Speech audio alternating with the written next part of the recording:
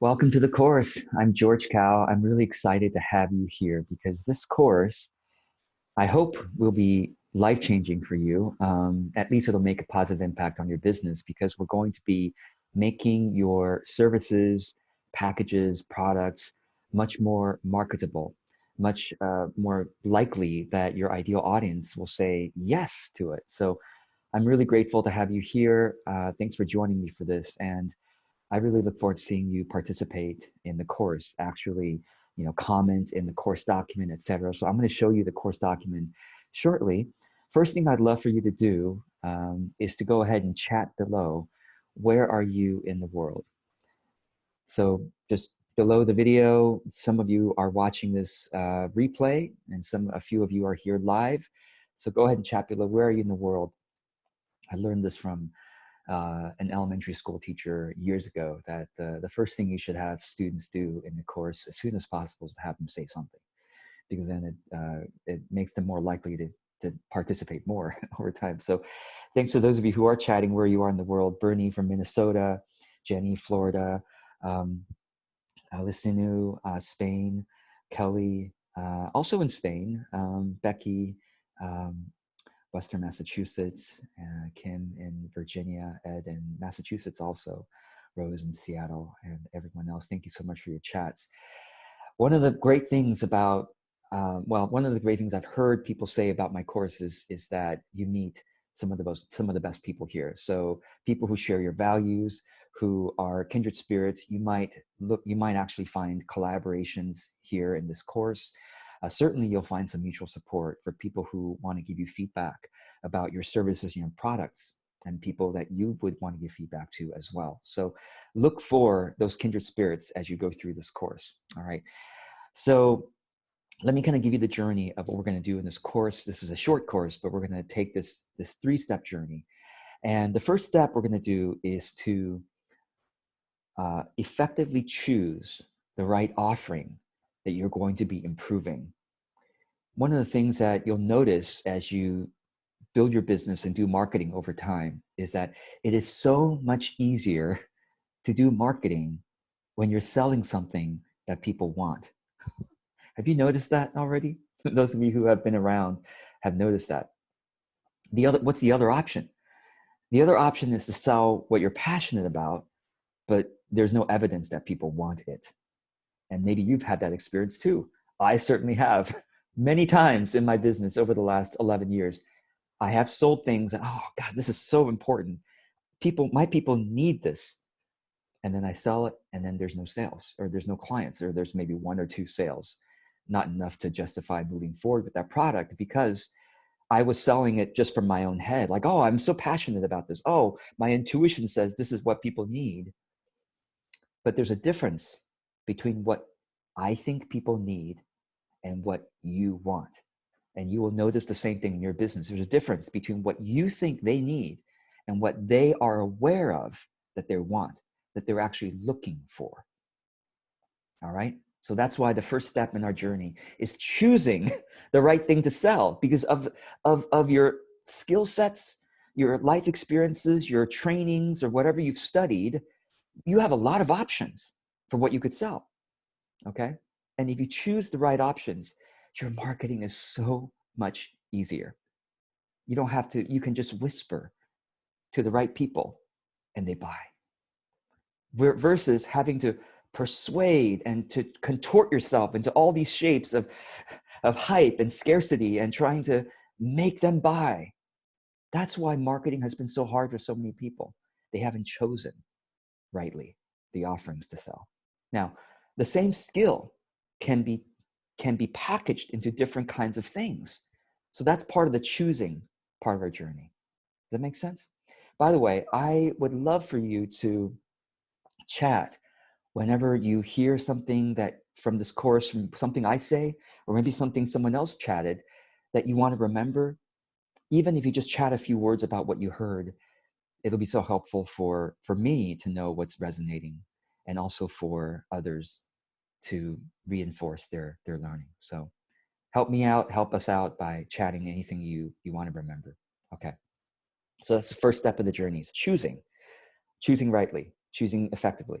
The second part is once you've made a good estimate, a smart guess at what's likely to sell based on everything you could offer. Also, of course, aligned with your passion. Of course, you're going to sell something you're excited about. That's the first part of choosing. Then the second part, choosing marketing, is the second part. So now that we've made a choice, we're going to find ways to improve how you can describe this course or this service or this product or this package. We'll find ways, we'll work on ways to make your marketing better. That's the second step. And then the third step, after you've done your marketing, now you've got some clients, you've got some sales, okay? You've got some initial clients basically by doing the marketing. And then the third step is improving your offer. And I've got some ideas for you there so that as you implement the improving section, your offer gets more effective, which means that the people who already bought will be even more excited to talk about the thing to their friends, the people, their friends who probably could and would like to buy your offer. Does that make sense? All right. And Nadia, thank you for your chat there. Nadia says, yes, it's been very true for me that what I think will be helpful for someone doesn't necessarily mean they're looking for that solution. And it has led to some frustration and crickets, meaning silence, crickets, right? Nobody's buying. Nadia, I've been there probably even more times than you have. So trust me, I know from personal experience. Now, when I say offer and offering, I know that's something that some of you are just learning the language of how I describe marketing. And offer and offering, I'm just going to use those two words interchangeably. And when I say offer or offering, I'll probably just say offer, easier to say. An offer is basically your service, your product, your coaching package, your retreat, your workshop, whatever it is you're selling for money is your offer. Okay, I'm not talking about your content. Your content is blog posts and videos and things that are blessing people with knowledge and with inspiration and entertainment. That's content. Offers is, hey, you want to buy this? And this could be your service or your product or online course or whatever it is you're selling. Okay, so before I keep going with the next section is choosing, we're going to start working on that now. Before I go there, I'm going to show you the resource document. And hopefully, well, if you're watching this, that means that you got an email from me. And inside that email is the resource document. Those of you who are live here, I just chatted that into the chat. So please be sure to know the resource, know where to access the resource doc, because that's going to be something that you refer to again and again. So let me show you what the resource document looks like. Okay. All right. So hopefully this will look familiar by now, because hopefully you've opened it and you know how to find it again. And I recommend that you bookmark this. Okay. So however you bookmark things, you go ahead and bookmark it. Please also keep this resource document private, because it's only for the people who bought this course. And the people, all of you, who bought this course, obviously you're here because you purchased it. Thank you so much. I really, really appreciate your support. My course income is actually a really important part of my livelihood. So I appreciate your support. So we talked about the 3 stages here, give you a sense of what we're working on. And then speed of implementation. I always like to talk about this. You're going to get probably 20 or 30 ideas in this course. And I just want to encourage you to choose just one from this video. What's one idea that you are most excited, that you're naturally energized to do something about?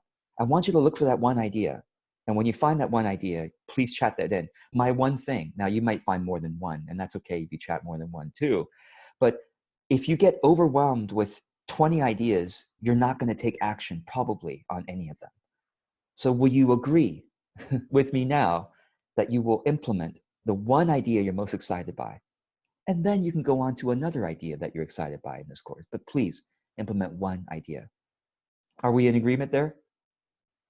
I hope so. All right. And of course, it really helps if you schedule time to work on this course. Otherwise, it's not going to work on itself. You can watch this, but it's poor entertainment at best. All right.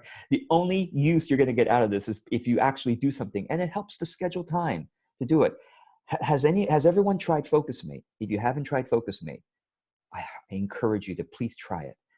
I use FocusMate 2 to 4 hours a day, Monday through Saturdays. I use FocusMate 2 to 4 hours a day. So no matter if you're super productive already like me, you'll benefit from FocusMate. If you're not productive, you'll certainly benefit from FocusMate. So I highly recommend it. There are a lot of support options, so please take this course step by step. Anything you need help with, you can get help. And before we get to the support options, I want to let you know, if you are making any progress in this course, will you please come into this resource document, page 1, and highlight share your progress. Okay, highlight share your progress and click on the plus button on the right-hand side and start typing in what your progress is. Celebrate your progress. I am so grateful whenever I see your progress, and others will be encouraged to say, you know what, I can do it too. And if something is already highlighted, you can simply click on the highlight itself and click reply. So for example, I'm just gonna, well, I'm not gonna do it here, but I'll show you later here.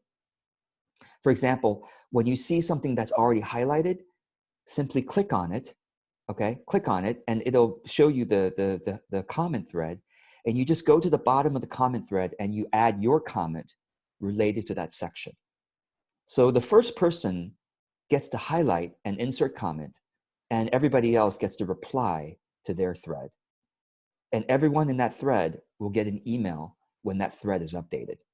So that way you can kind of keep in touch with this course when you get a reply, an additional comment based on whatever section you've highlighted and commented on.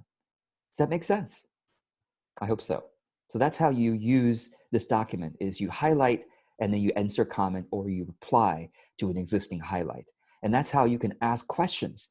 Any questions you have in this document, you know, if you want to ask, George, what do you mean by sell what they want? Well, go ahead and highlight that and then click on the plus button and add your comment. It'll say your name, not my name. Okay? So I hope that helps. Other support options I want to share with you is my bonus Q&A or monthly Q&A call. I'm calling it monthly Q&As now. I'll have to change the website. But go ahead and sign up for that because you get 2 months. So you might as well sign up now while you remember. Okay? The next thing is the course directory, is where you can meet each other and reach out to each other. The contact information will be in the course directory. So I encourage you to open that now. And let me show you what that looks like.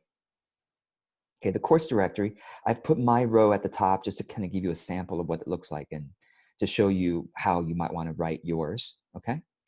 And please keep this course directory private. That should go without saying. And just find a row that's empty. So go ahead and find an empty row and start typing your name. And the date the row your row is updated is what you put there. I mean, if you update your row, you can put a new date there. I will occasionally come in and sort the spreadsheet by the most updated ones at the top. I haven't done that right now, but later I will do that. So find a row that's completely blank and start typing your name. And if you see someone typing, you'll see a colored box and gray. Okay, so someone's already typing there. So go ahead and find another row that's empty and start. Yes, thank you. See, whoever and Google spreadsheet is humorous. So they put you as anonymous Dumbo octopus or anonymous jackal, or so just so don't worry about that. Okay. All right. So go ahead and do that, and reach out to people by their email address or whatever they put as their contact information, and enjoy. Okay, all right. So let's go, and I've got some consultants here. First of all, if a consultant or coach sent you to this course, please respect them and reach out to them first for support on this course. I think that's the most respectful thing to do first. Plus, if they sent you here, they probably know this course and can help you with it. If you don't have anyone who sent you here, then you might want to hire one of my clients. These are all clients of mine in the Master Heart group, and they themselves are very well-versed in my strategies, and they can certainly help you. So click on each of their links and go check out their website and see who resonates with you, or contact them all and talk with them all and see if you want to connect and get some one-on-one help with this course. Okay? All right. So feedback form, I would love for you to open the form now, so that you can keep this open and give me your feedback later, because your feedback really helps me to improve my teachings and my courses going forward. I'd really appreciate it. And every time you fill it out, by the way, you also get a chance at getting a 25-minute private one-on-one with me, where I do some market research questions with you, and I also answer your questions to help you, give you feedback and everything like that, anything you need help with. All right, let's get going here, and let's talk about why we need to choose an offering. Well, I've already talked about that, so I've already gone through this section early on. And now I want to talk about why you should do things one at a time. Okay. This course, and I want to just help you get clear on what we're optimizing here, what we're improving here in your business. We are not improving your intro statement in this course. We're not improving your bio or your about page or the description, the elevator speech, the thing you say in 280 characters. That's not what we're doing here in this course. Now you might say, well, George, I thought you were going to help me describe my business so that people say yes to it. So let me explain. There are two things you need to improve, you need to work on in the lifetime of your business. One is your intro statement. Your intro statement is, I'm George Kao, authentic business coach, my professional title, I help people, blah, blah, blah, blah, blah. And it's something you'll put at the end of an article, like a bio, at the end of an article that you write. Or when you're being interviewed on a podcast, you'll say your intro statement in the beginning, or the host of the podcast will. Does that make sense? That's what your intro statement is. Your intro statement is also what you will expand out into your about page, about me, about about Liesel, about George. That's your intro statement. Does that make sense? And that intro statement, I recommend that you work on over time, because it's going to keep evolving. Why? Because you keep evolving. You keep getting clearer on what your calling really is. And you keep getting clear on how you can describe your intro statement in a way that makes sense to people. But here's the secret that few people tell you. Your intro statement doesn't really get you more clients. Or I should say it the other way. Your intro statement does not turn people off. Okay? What really gets you clients is the second thing you create, which is your offer description, your sales page. Here is my online course. Here is who the online course is for. Here's what it'll teach you. Here's why I'm qualified to teach on this topic. You give just the section of your life experience and your training that's relevant to that online course. Or if you're selling a one-on-one coaching, one-on-one consulting, here is my one-on-one consulting. Here is who it's for. Here's what it'll do for you. Here is why I'm qualified to offer this consulting or coaching. That's your offer description. Are you clear now between the difference between your intro statement, which is trying to encompass your life and your potential and your tastes and your interests into a little thing, which is why it's so frustrating and hard to create your intro statement. That's why I'm not going to cover that in this course. And to be honest, I don't think it's all that important. Now, you might say, well, George, I thought it's important maybe for your own focus, for your own confidence. That might help. Some of you might help. But my hope is that you will put more of your confidence in your offer descriptions.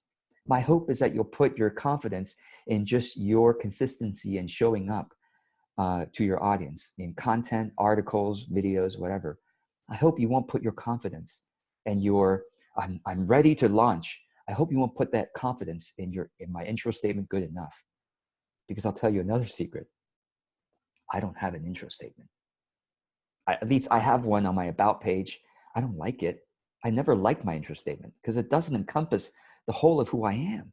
My values, the whole of my values, and the things that I really do for my clients, my potential, my interests, my quirks. I haven't been able to put that into an intro statement, no matter how the smart business coaches I've worked with. Maybe you have had the same struggle. So I've let it go. And yet I have a six-figure business. I have a very successful business. Compared to many of my peers, I have a very successful business. And I have a crappy intro statement that I'm not happy with. My about page, I dare not go to my about page, because once I go there, I'm like, oh my God, I really need to update it, but I'm too lazy right now. And it doesn't matter because it doesn't get me clients. What gets me clients is my offer descriptions. Is that clear?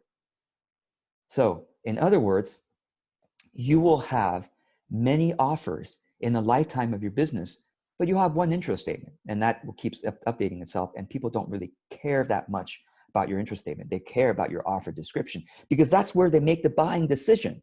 Am I clear on that? People say, oh, I'm going to sign up for your coaching or your counseling or your retreat or your workshop or your course because I read that offer description page and that's where you sent me. I don't send people to my website.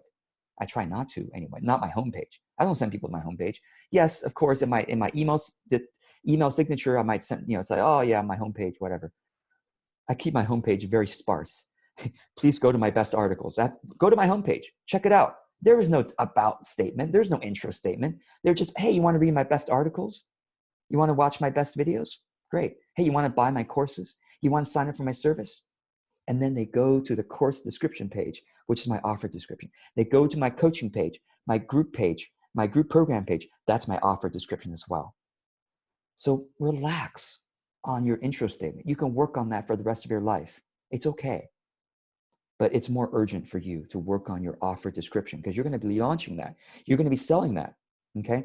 And you can have multiple offers in the lifetime of your business. You can even have multiple offers at the same time, and it's okay. You just optimize the description pages of each one of those one at a time. So every time you work through this course, you will work on each of your offers one at a time. So work on it one at a time. Don't try to work on all of your offers at once in this course. So when we go into choosing your offer, I'm not telling you, oh my God, you only get to make one choice and that's the only thing you sell for the rest of your life. No, this is maybe the one thing you sell for the next month. And then you'll come back to this course if you want to, or come back to the resource guide and optimize the next month's offer. So that's why this course is going to be useful for you again and again. So one at a time. Okay? Make sense? All right. And by the way, the other thing I want to say is that you can sell a huge variety of offers. I see Michael Williams here. He's a storytelling expert, so he sells people on storytelling, coaching and consulting. But he also is really trained at helping people with the end of life planning. Writing wills and legacy plans, etc. Those are two different offerings, and I'm happy that he's selling both because he will send the people who need the end of life stuff to his end of life planning page. He will send the people who need storytelling coaching to a storytelling page. You can sell whatever you want. You can be as varied in your business as you want. Choose freedom, choose flexibility. Don't say, well, I've got to have one niche. I've got to only tell people about this. Oh no, George, I have another interest. What do I do? Be multi-passionate. I am. It's okay. And if your passions are radically different, I mean, usually you have michaelwilliams.com. You probably don't have that because it's very, maybe other people have it. But if you have yourname.com, that's wonderful because you could put all of it in one website. You don't send people to your homepage. Do not send people to your homepage. Let me repeat that. Do not send people to georgecow.com or whatever.com, yourname.com. Don't send people there. Send people who need a specific offer to a specific offer page. That's what you do. People should be landing. Have you heard of the term landing page? What does landing page mean? It means the page that you send people that they land on because you're sending them for a specific reason, whether you're asking them to opt into your newsletter or you're asking them to buy a thing. You can be as varied in your business. Don't try to limit yourself. Don't limit yourself to a niche. Choose your passions, but just make each one optimized. Are you hearing me? And market each one to the right audience. That's it. You might have different audiences, and that's okay too. No matter how varied and multi-passionate you are, there will always be an underlying thread, and that's you. Your values, your style, your sensibilities, that's the underlying thread that, by the way, your ideal audience will resonate with you anyway. Chances are Michael's ideal clients are interested in both his storytelling and his end-of-life services. Chances are it's true. And some of them won't be. Some of them will just be as into storytelling. But some will be into his storytelling and like him so much that they say, you know what, I'm gonna do end of life planning with him too. Some of them will do the end of life planning with him and they'll like it so much. It's like, oh, storytelling. Hey, I want to write my memoir. Maybe you can help me. I don't know. But you see what I mean? So the underlying thread, the unifying thread is you, your values, your sensibilities, your personality. So you can be varied, okay? Don't limit yourself to a niche. I know this is different from what everyone is, not everyone. Some people agree with me, but I think the smartest marketers know that we are simply optimizing our offers. It doesn't matter. Branding and optimizing your entire brand, let that be a lifetime project. Okay. All right. Let me keep going. I wanted to really emphasize this because so many of you are stuck on this, and so many of you are like beating yourself up. You can't get your intro statement right. Let it go. All right. So let's keep going here. So let's keep going and let's talk first about what energizes you. We're choosing here, right? So let's choose, first of all, and I want you to chat below, what topics do you love to talk about or work on that energize you? Let's start there. What topic, just chat below. Anything that comes to mind that you might want to work on in the next year. Okay, that you might want to work on as a service or a product. What topic energizes you? Just be quiet for a moment and let you chat.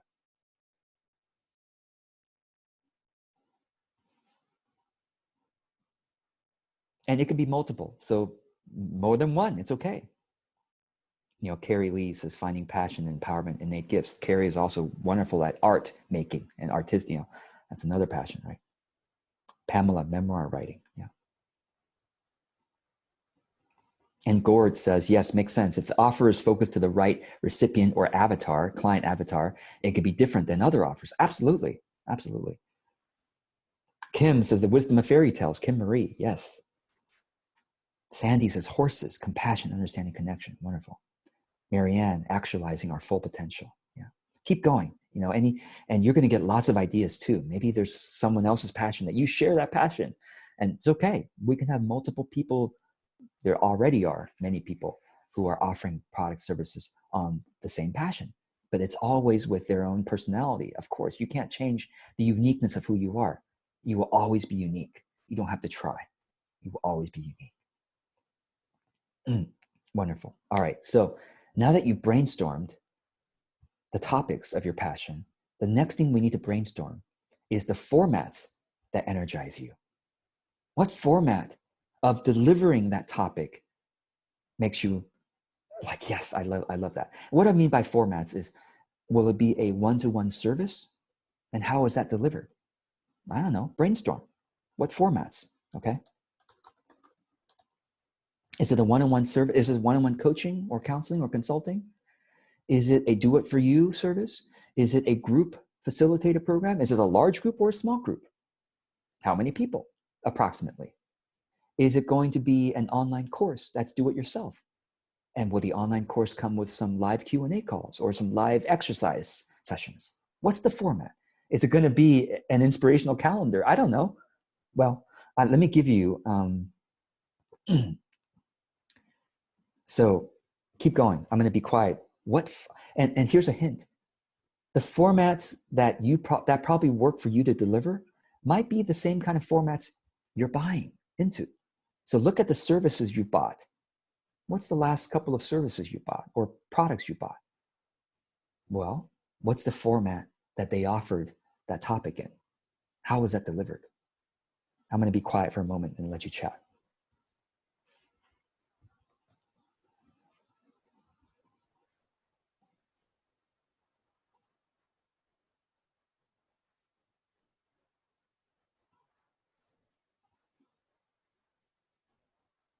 Wonderful. For those of you who are watching the replay later, make sure you go into the Zoom, into the chat log. So wherever you receive the link to the replay, there will also be a link to the chat log. Click on the chat log. Be sure to look at it because your fellow students are giving you lots of ideas for topics and also for formats. All right, let me go back to the document here.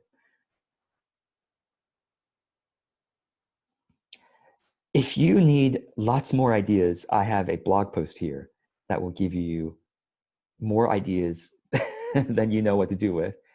with regards to delivery formats. So be sure to look at that. But the chat, along with the offer formats blog post, will give you tons of ideas. Now, how do we work with this now?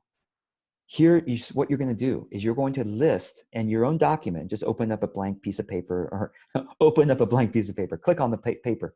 Now, open a blank document. You can do doc.new. Doc.new is the website, and it will just automatically open a blank Google document for you that will reside in your Google Drive. And you can start listing your topics here, and then rank them. Okay, so list topics and rank them by whichever you're most energized by. And then secondly, list out the formats that energize you and rank those. Make sense? All right. And then the third step is to combine the highest ranked topic and format, and then combine that. And then we can move to the next step. Okay, so before we move on, I want to just, I try to bring this into my courses whenever possible, which is good course hygiene or good learning hygiene, which is to stretch and to breathe. So we're about halfway into the video. So it's a good time to just kind of stretch. If you'd like to, you don't have to, but you might follow along with me. Sorry for my virtual background doing weird things to my arms here. And after you stretch, you might take 3 gentle, deep, easy breaths.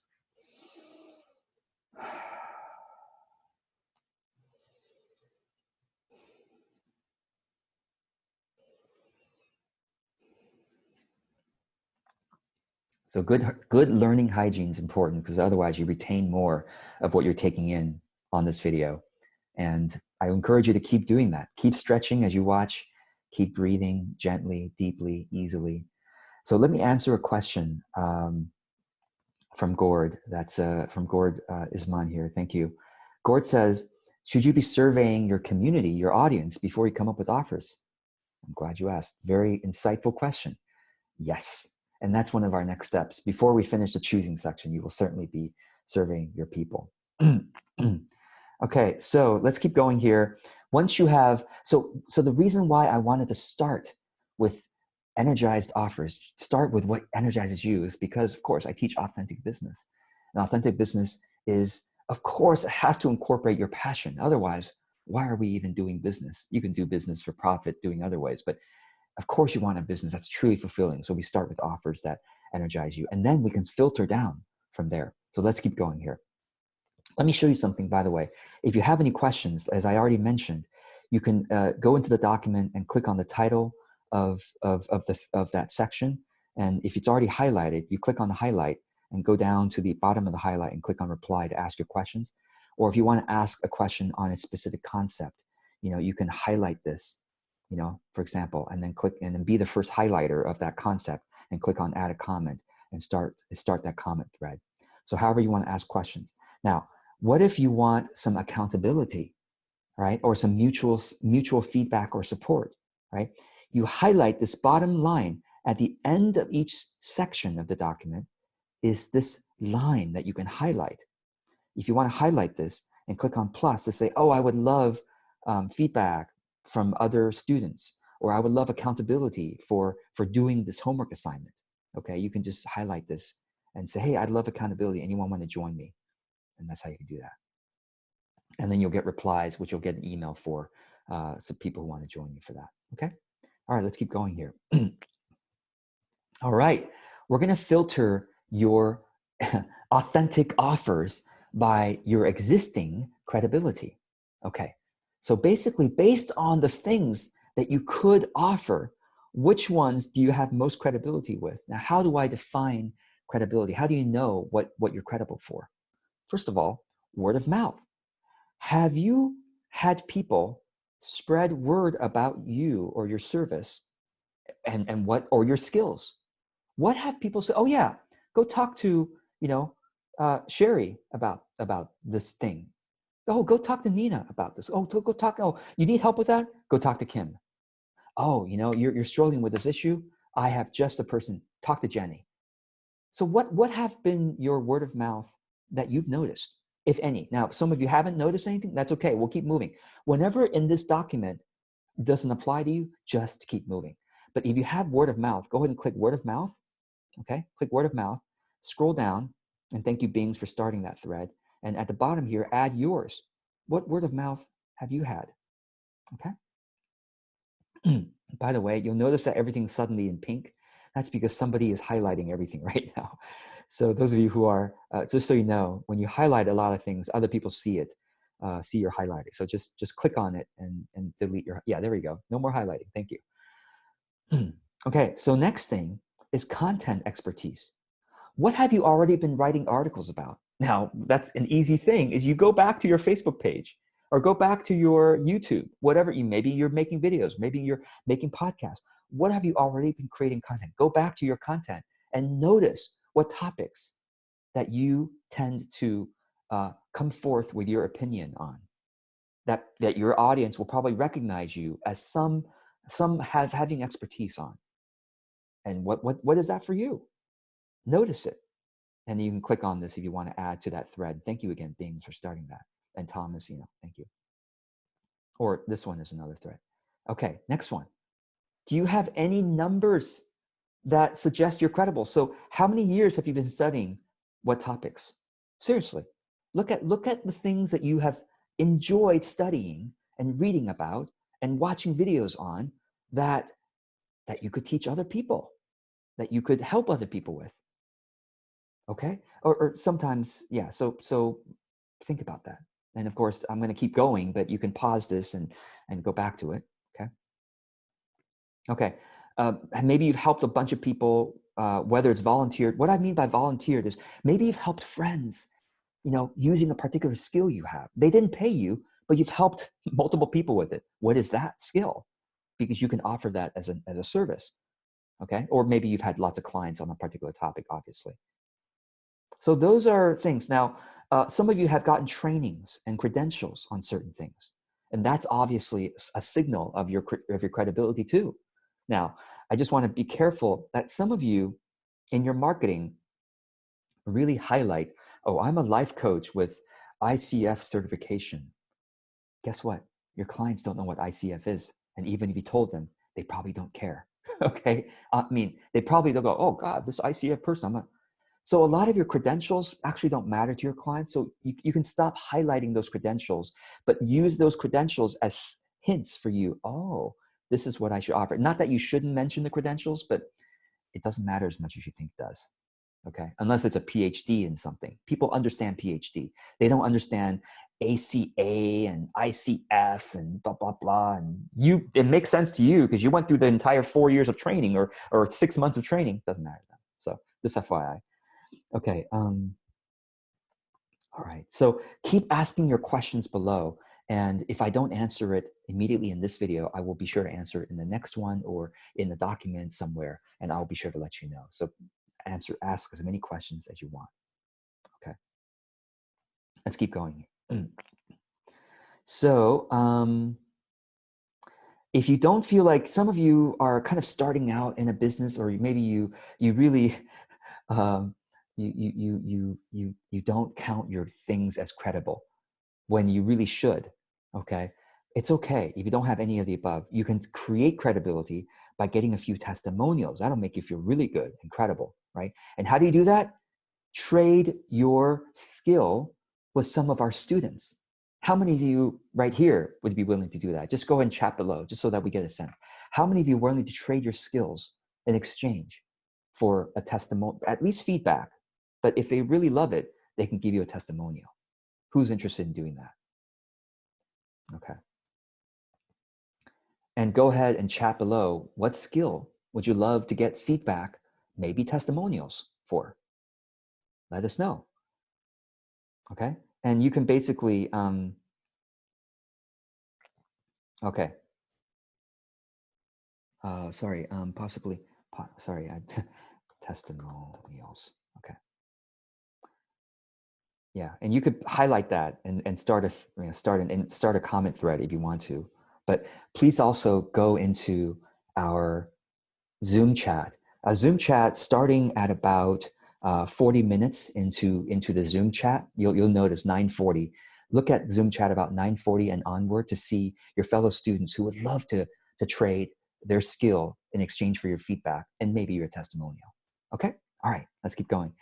So now that you've gotten some filtering down from your passion and your credibility, let's go down to personalization. Now, what do I mean by this? Personalization is making your offer, and let me just kind of look you in the eyes on this one. If you make a product or service based on what you know about me, say this product is made for George Cow because I know this and this and this and this and this about you, I'll be like, my God, sign me up.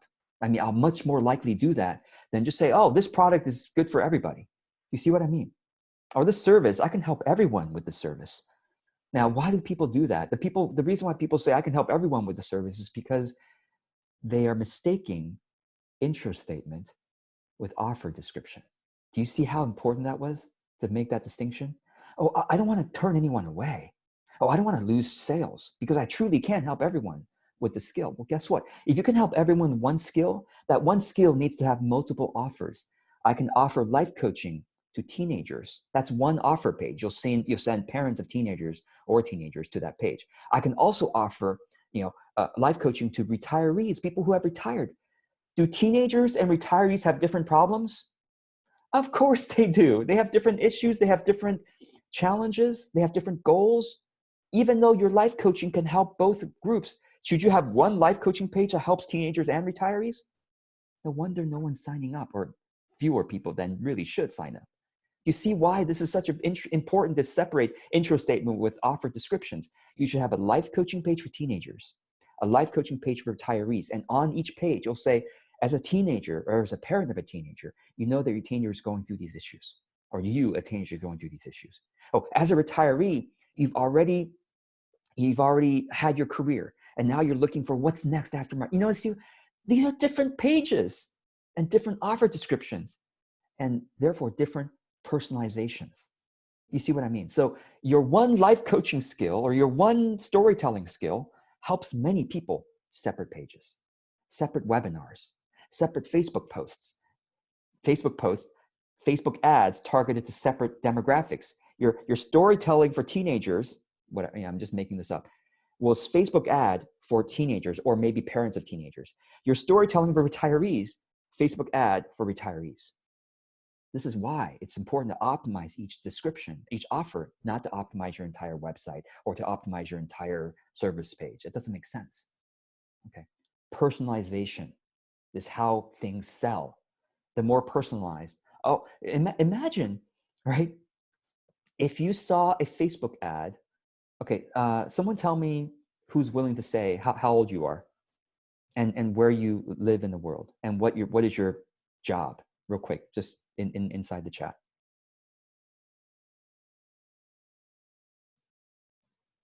Okay, great, good, thank you.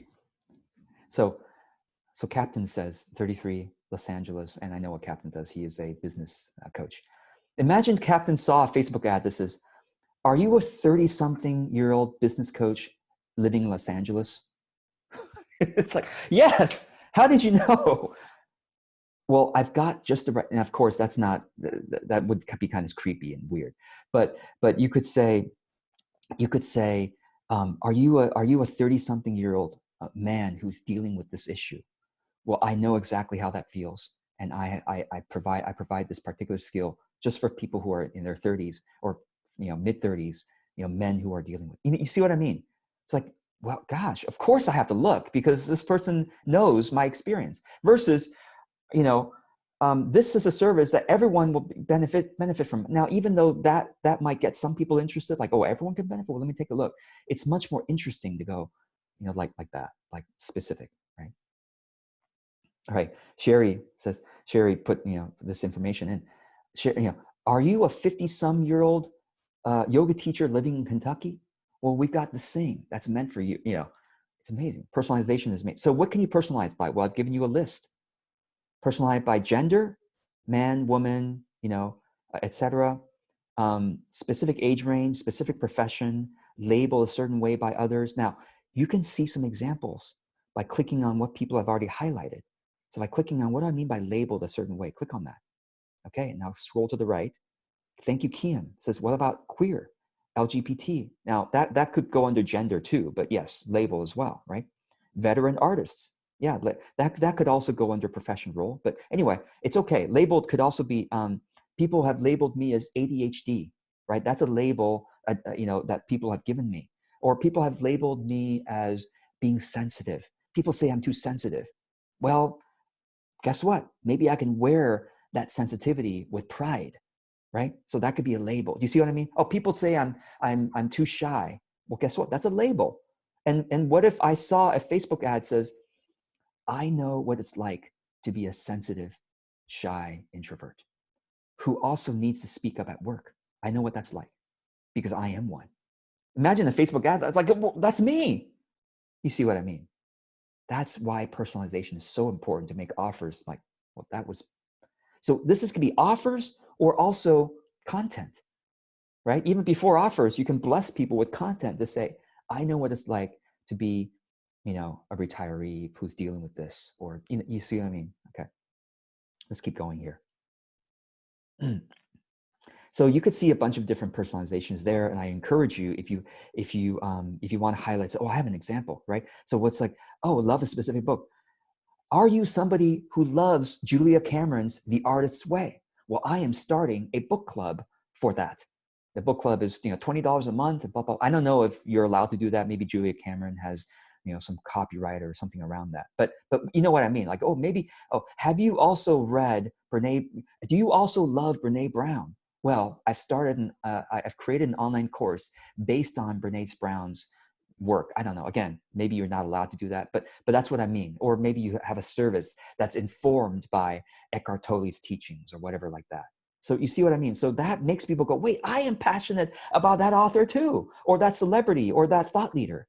That gets people's attention, right? Okay. And of course, you can combine multiple things above to create very specific personalization, right? That was made especially for someone like me. That's what you want people to say when they see your offer. Not, oh, this can help everybody. Well, then, okay, all right. Well, I'm not sure if it can help me though, right? Because I'm very special. Everyone thinks they're special, right? All right. Okay. So if you need any feedback, accountability, or mutual support for doing this homework, highlight this, click on this, and say, hey, can anyone keep me accountable for doing this? Okay. Or can anyone give me feedback on that? Okay. All right. Let's keep going here to urgent problem or goal. Now, this is one that I think will be very impactful for you as well, because it was when I taught this in the last session. But before we do that, a reminder to stretch and breathe. Right? So,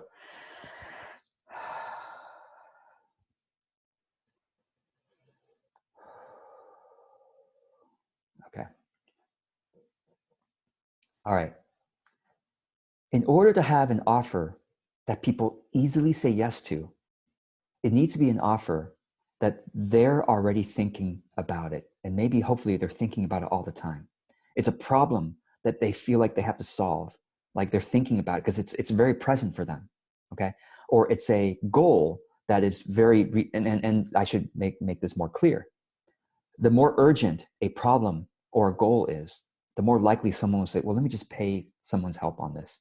Let me pay for someone's coaching on this because I need to get this solved, or I need to reach this goal as soon as possible, right? So another way of thinking about, so wouldn't you like that? If someone had that urgent problem or goal, you don't have to persuade them because they already know they have that. You just have to say, well, this solution helps with that. Oh, great. Okay. And if you have some credibility with there, great. Okay. Another way of thinking about this is acute versus chronic. Acute problems are problems that have pain, or acute goal. Like I gotta reach this, I gotta fix this thing, or I gotta do this thing ASAP, right? It could be even something pleasant. It doesn't have to be a problem. So let's say with vacation planning, right? Oh, we're going on a vacation in 3 months and I don't have time to plan everything. So can I just hire someone to plan, or get someone's, hire someone, a travel agent, obviously, or someone who knows that area to help me plan. You know what I mean? Or, oh, my spouse's birthday's coming up. Oh, that's urgent. That's something fun, but it's acute. It's an acute problem or goal. Most acute problems or goals are painful, right? But it can be pleasant too. So what if you are trying to help someone with a chronic issue? Well, Even chronic issues can be acute sometimes with a flaring up of a problem. So if it's a chronic back problem, but there's been a recent flaring up that's made you not sleep for a few nights, you're like, I am sick of this back problem. You know, I've dealt with this back problem for 10 years, but recently it's gotten worse. There's a flaring up. Or maybe there's a relationship that has chronic problems in the relationship. And this person is almost, the problem with chronic issues is that usually the buyer is already, unfortunately, complacent about it. So it's hard to sell people on solving a chronic issue. They're complacent. Maybe they found ways to cope with it, that they're just okay. You know, they're okay with it. But if you want to try to solve a chronic issue, talk about the recent flaring up. If the relationship is bad, maybe there's a recent fight that just like, oh my God, the D word was said several times in that marriage, right? In that recent fight. Or another example, and I want to go to the document now. Let's see here. Okay, example from Dorota, right? Dorota helps people with a chronic issue, which is clutter and things not being organized in their home. Well, what's an acute flaring up of a chronic issue? Well, guess what? When the in-laws are coming to visit and the room or house where they're staying is a mess, versus decluttering, which is chronic. They're coming to visit. That's acute flaring up of an issue. Is this making sense? So I want you to think about what that would mean for you. How can you make your offer more acute or more urgent? Or what is the situation? What is a triggering event, a recent or triggering event in their life or someone close to them that makes them now passionately want to solve that issue? Okay, go ahead and click on this and add to the thread by clicking reply. I'm going to give you a moment to do that, and I'm going to share some additional examples. This is so important.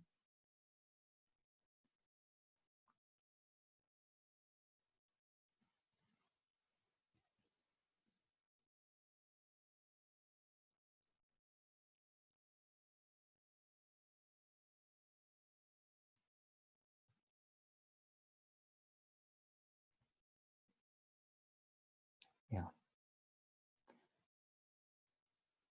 Some of you are saying, well, I help people get to the root cause of their chronic issues. If you still need clients, chances are you need to I should say it this way. Your opportunity is to find some acute examples or flarings up of the chronic issue, to frame your offering that way. Okay. That will likely get you a lot more clients or a lot more sales. For those of you who have plenty of clients, don't worry. You don't have to do this work. You see what I mean? Like, you only need to do this if you need more clients or need more sales. If you don't, then don't worry about it. Keep moving in the document. But if you can, it really, really helps. Okay. Now, Barbara says, what about like fear, doubt, lack of center? That's chronic, Barbara. Or unless you can connect it to a specific monster, that fear is too broad. It's too vague. Like, what do you mean by fear? Connected to a specific monster, a thing that they're afraid of. And that, by the way, Barbara, that might be different offerings. You can't say, well, if you're fearing, your job loss and you're fearing a divorce, those are two different offerings. Do you see the power of this personalization? Oh, I can help your fear. It doesn't matter if you fear with everything. Well, then you can't really help me because I don't trust you, Barbara. You can help. Because my fear in my marriage is very specific. It's not I'm not fearing for my job. You see what I mean? This is where everyone goes wrong. It's like, I'm trying to help everybody with everything. That's why nobody buys from you, because they don't trust you. They don't believe you. You believe yourself because you understand all the experiences you've had, but we don't believe you. So how can you help us? Help us. We want to believe you, but you need to help us here by giving us some acute situations that we can relate to. Is that helpful, Barbara? Let me know if that helps. And sorry, I'm being direct. I'm not giving your last name, so hopefully that's private enough. Right? Okay. Okay. Captain, excellent question. Captain is one of the people I recommend a lot of clients do. This is, well, if we're weaving an acute problem into a chronic offering, are we then creating fear on the audience in order to make a sale? Love that question, because of course I don't love using fear or doubt or uncertainty in marketing. And here's the difference. The difference is, are you using it as a doctor would use it to say, oh, is this where your knee hurts?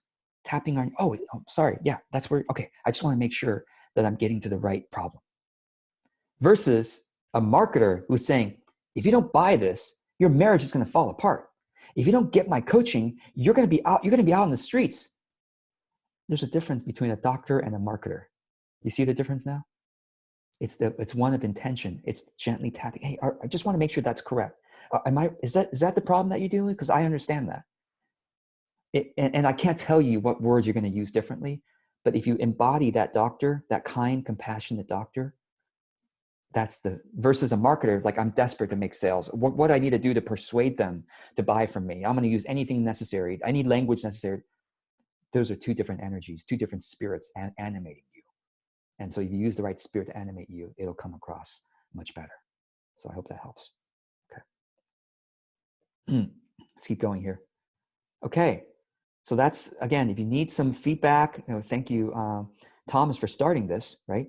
Or if you need some mutual support or accountability, just highlight that and add a comment. Say, yes, please, I need some accountability for doing this. Click on the plus, highlight accountability, click on the plus, and go ahead and do that. Okay, so next, we're going to end, we have 15 minutes left to this video, and we're going to end with the following two sections, okay? So now that we've gotten some filtering from your authentic offerings down to, credibility, urgency, personalization, etc. Now we're going to try to describe your ideal client for the specific offering.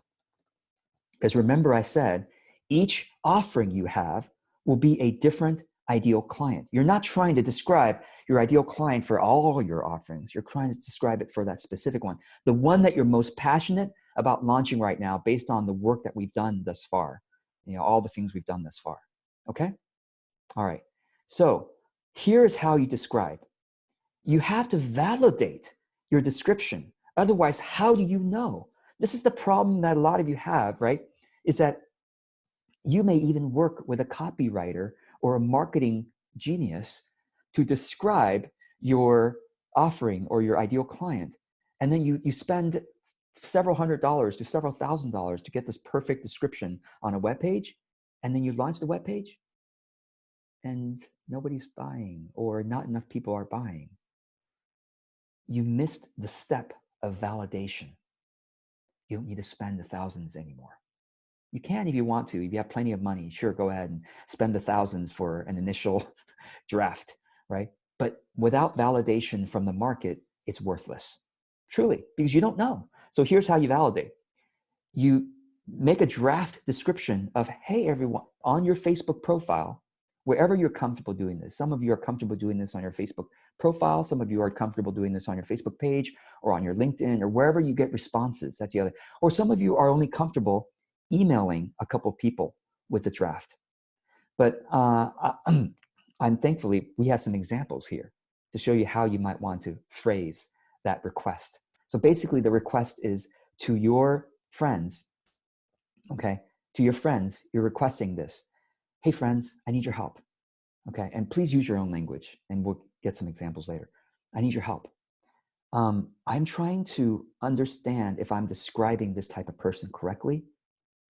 Don't have to tell them, oh, it's for a specific offer, blah, blah, blah. Just say, I'm trying to understand if I'm describing this type of person correctly. Can you think of someone specific in your life that meets that description? Maybe it's you, maybe it's somebody else. Don't mention their name because we don't want to embarrass them or we want to violate any privacy. Just say yes in the comments below if you can think of somebody, possibly you, that resonates exactly with that description. And if you can't think of somebody, please let me know. And maybe you can ask me a question if that might help me clarify this. Is this exercise making sense? And by doing this, and let me show you what happens when we do this. Thank you to my Masterheart members for doing this exercise and allowing these examples to be shared. So Lisa Teverson, let's look at her example. So, hi friends, blah, blah, blah, read the description below, right? Here goes, right? I help sensitive introverts who are terrified of being visible, right? If you feel safe to be seen and confident. They might need to make a video or post, an article, blah, blah, blah. Might be scared of judgment. Well, can you think of someone this describes? Thank you. 47 comments. Yes, yes, yes, yes, yes, yes. Nobody's saying any names, thankfully, right? Yes, yes, yes, yes. All right.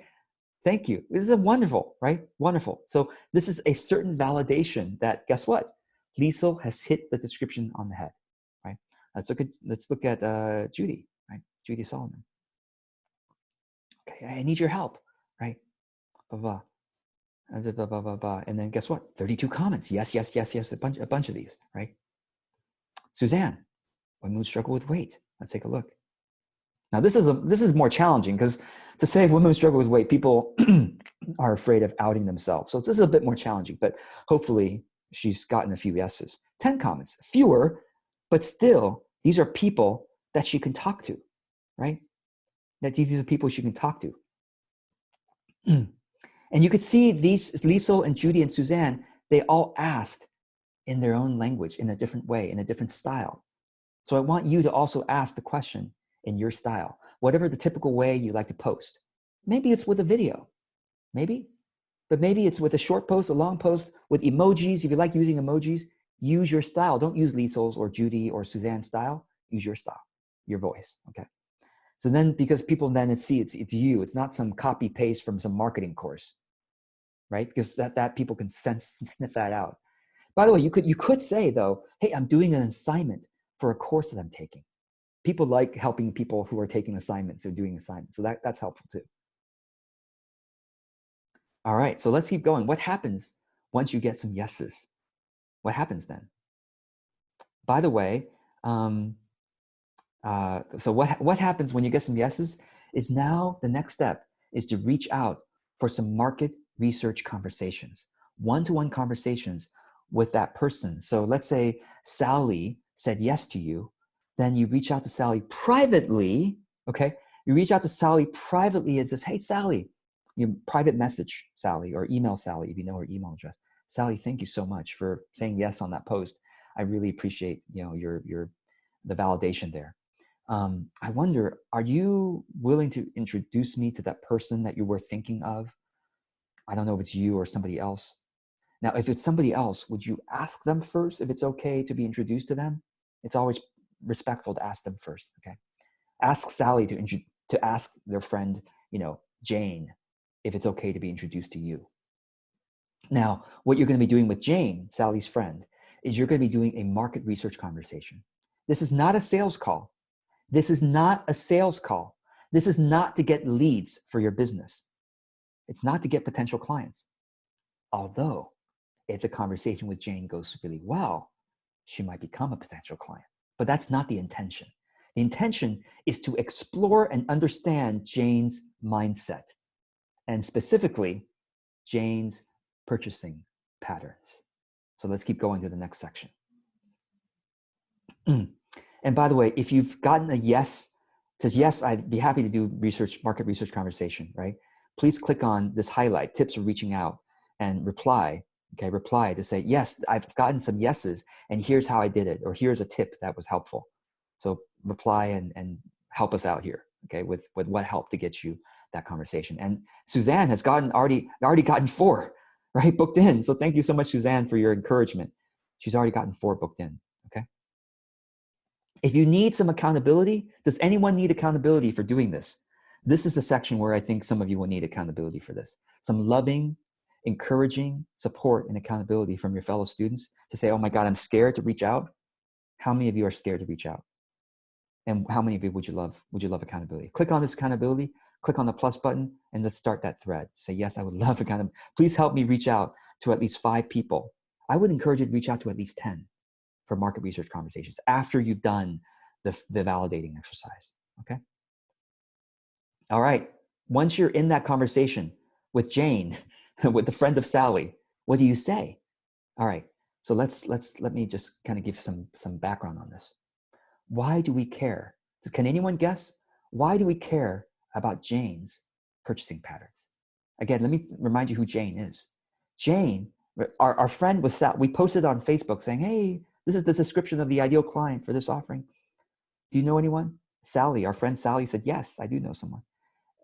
And then when you reach out to Sally, Sally says, yes, I reached out to my friend Jane and she's happy to talk with you. Now, why are we talking with Jane about her purchasing patterns? Any guesses? Well, for the sake of time, I'll just jump in. Because Jane's purchases is literally your market. Let me say that again. What Jane spends money on is literally, and especially in the realm of what you do, is literally your market. So what would you mean when we say marketing? What is marketing? Marketing is doing things that reach your market. Your market are not individuals. Some people call it that. Your market is not some demographic. Your market is literally the decisions from that individual to spend money on things. So Jane's spending is your income. Jane's spending is the money that comes into your business. So if you can understand what Jane is spending money on, that's related, even remotely related to what you do, you can then see what she's spending money on and frame your offer more like that. Is this making sense? This is how we get to the gold of marketing. Framing our offering to what people that we want to reach are actually spending money on. This is what a lot of you haven't done. A lot of you maybe have even spent thousands on a copywriter, a marketing coach to say, please help me make my thing sound really good. And the marketing writer is very happy to take your money. But are they doing these conversations, these interviews? No, they're not. You know who's doing these conversations? The Fortune 500 companies. And I'm going to tell you a quick story. Years ago, I got contacted by a company that says, we're doing this thing. We want to pay you to come into your home to ask you some questions. And I said, yes, I was really curious as a marketer, what are they doing? So 4 people came into my home. They didn't tell me what company they're from. They didn't tell me what product they sold. And they first asked me some questions about the kinds of things I like to buy, the kinds of things I love to watch, whatever, things like that. Okay. So 2 clues, what I like to buy and what I like to watch and read. Okay. So where's my money going and where's my attention going? Now I look back and I say, oh, that's why they're asking these questions. And then they went into my closet. I led them to my closet and they started asking me about different clothes. Oh, why did you decide to buy this clothing? Oh, what about that clothing? Oh, that's interesting. And did you make that decision to buy that, or did your wife make that? Who made? Oh yeah, my wife. Yeah, my wife picks the pants that I buy. I'm bad at picking pants. So she's the one who picks the pants. Oh, okay. All right, they left. A few weeks later, I found out there were managers, executives from Levi, the jeans company, people who sell Dockers, actually specifically from a Dockers division. And I had a few Dockers actually in my closet. So they were particularly interested in who made the decision to buy those. My wife did. You see what happened? These are managed, these are executives. The company spent the money, thousands of dollars of their time and flight money to just fly into my home for a few hours to ask me these questions. If you can do, this is what most small business owners aren't doing. Most small businesses don't understand the power of getting the purchasing patterns from your actual ideal buyer. And that's what I'm asking you to do, because it'll change your life. It'll change your business. You'll be like, oh my God, I'm actually getting real data here from where their money is going. And how can I make my online course more like the online course that they bought? Let me go to the online course page that they bought and let me borrow some language from there, not plagiarizing, but let me borrow some common phrases that they're using that anyone could use on any page. I'm not going to copy entire paragraphs. I'm not going to copy whole sentences, but I'm going to notice how they're describing their online course or their coaching offering because they bought that. Do you see how powerful this is?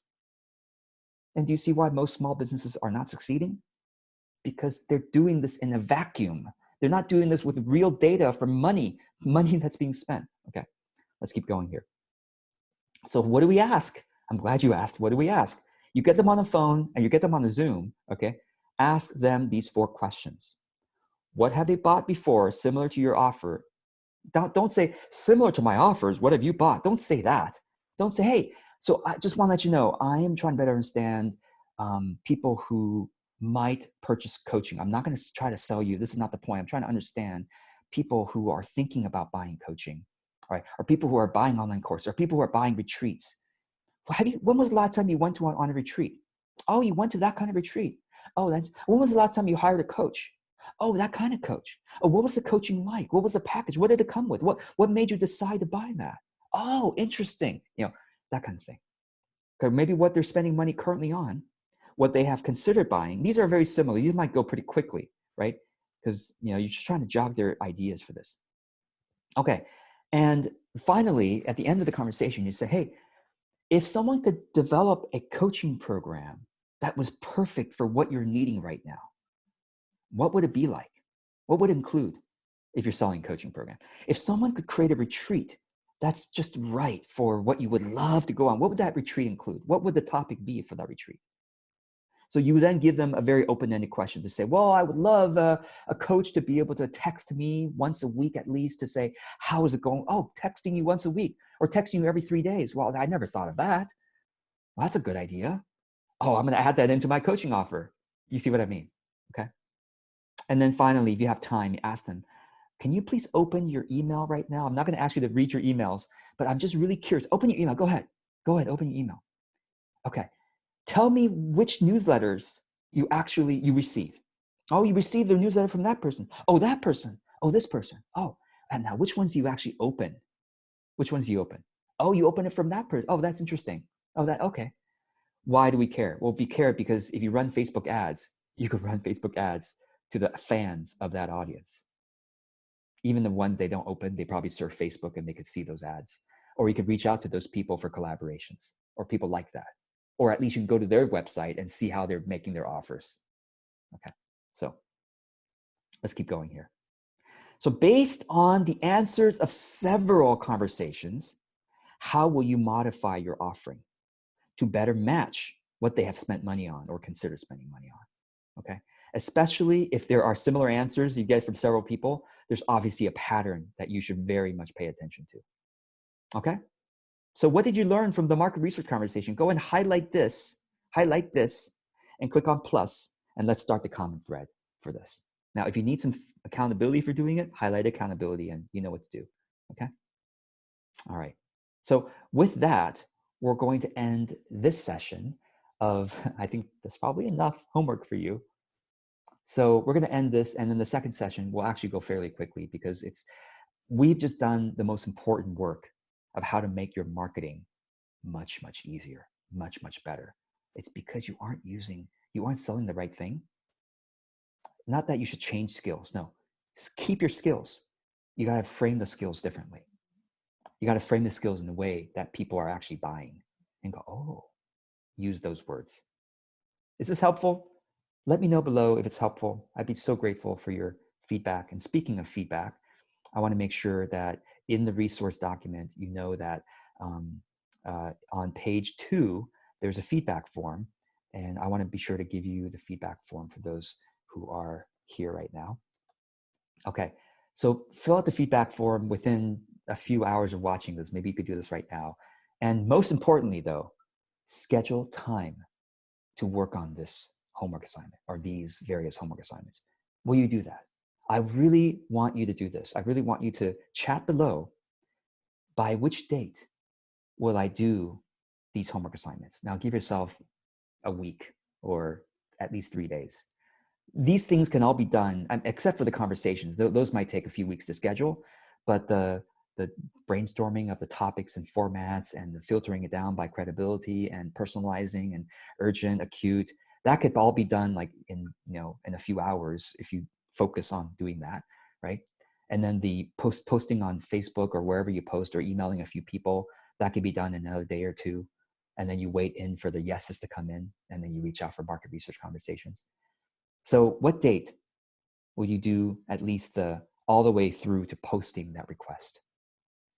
I want to challenge you, if you want to accept this challenge, to put a date below. Go ahead and do that before we end this video.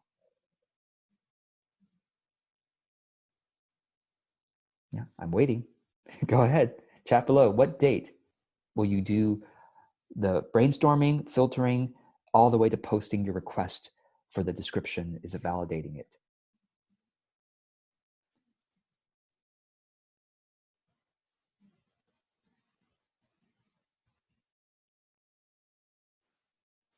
Nadia says, I'm going to post my market research question today. Amazing. Thank you to Marianne, Michael, CJ, Jata, Ed, Sandy, Pamela. They're all putting in dates here. Kelly, Christy, Lisa, Liza, Sarah. Thank you all for putting in dates. Barbara, Carrie, PJ. All right. So I want you all now to go into the Zoom chat and see if they did that. No, you could no, gently. If you know somebody in the Zoom chat, you can reach out. Hey, how did it go? You know, just gently ask them that question. So I look forward to seeing you make progress on this. I look forward to hearing what the answers come back are, and I'll see you in the next session. Bye for now. Thank you.